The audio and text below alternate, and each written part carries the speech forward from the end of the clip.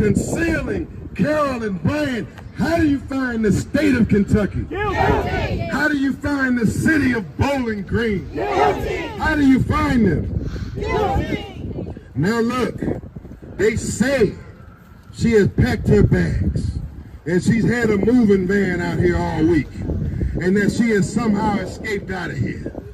Well, we'll be triple double checking that. But let me let her know, the Bible says, as thou hast done, so shall it be done unto you. That's right. In August of 1955, a 14-year-old black boy was falsely accused of whistling at Carolyn Bryant, and Carolyn Bryant lit a torch to that false accusation. Carolyn Bryant is the wicked one that went hollering and snotting and crying to her old wicked white supremacist Klan husband, Roy Bryant, and his old white supremacist friend, J.W. Miller. Hold on, you gotta understand who you're dealing with. You're not just dealing with some old white lady.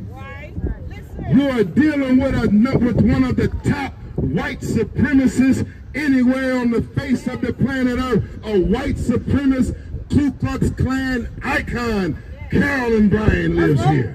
Smoking on that Carolyn O'Brien pack on a good Friday evening. Yo, was good. So that was the protest they did about maybe 4 or 5 months ago back in December in Kentucky. They pulled up on her, I guess some local BLM chapter.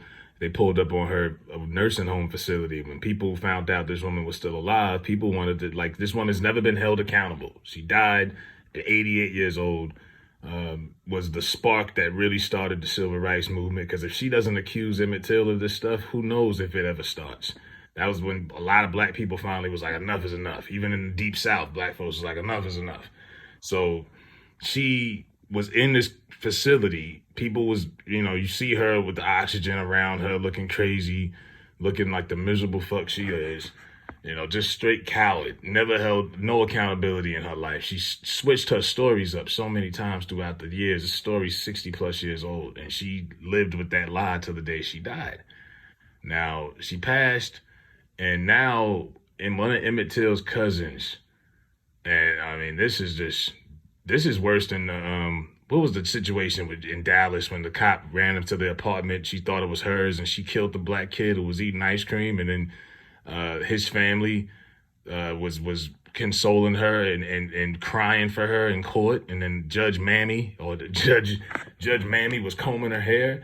This is up there with that, man. This is all time buck breaking, whatever you want to call it, shoe shining, massive. This is just Wheeler Parker Jr., the cousin of Emmett Till, who was actually there the night he got kidnapped and was killed ultimately.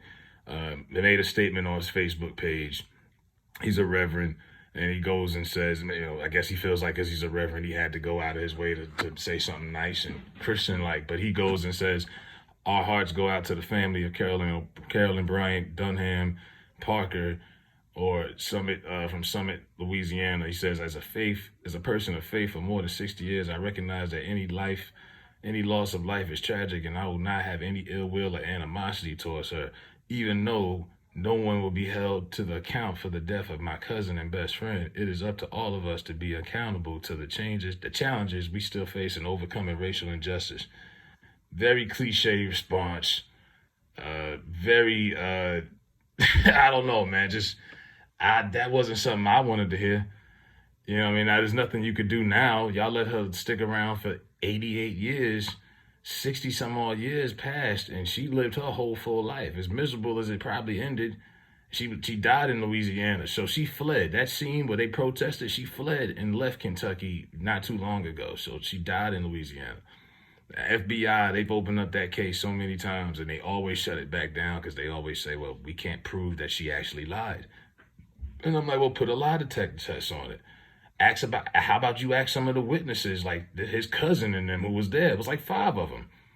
So you're going to take one woman's word over 5 other people? Like, she represents what a lot of that demo has meant the downfall to so many black men historically. and she is an icon for that. You know what I mean? She's iconically evil. And I don't know. I refuse to believe that Emmett Till thought she was hot because there was nothing cute about this woman. This woman was very funny looking, man. She looked like a little rat or something like that. Like, there was nothing cute about this woman at all.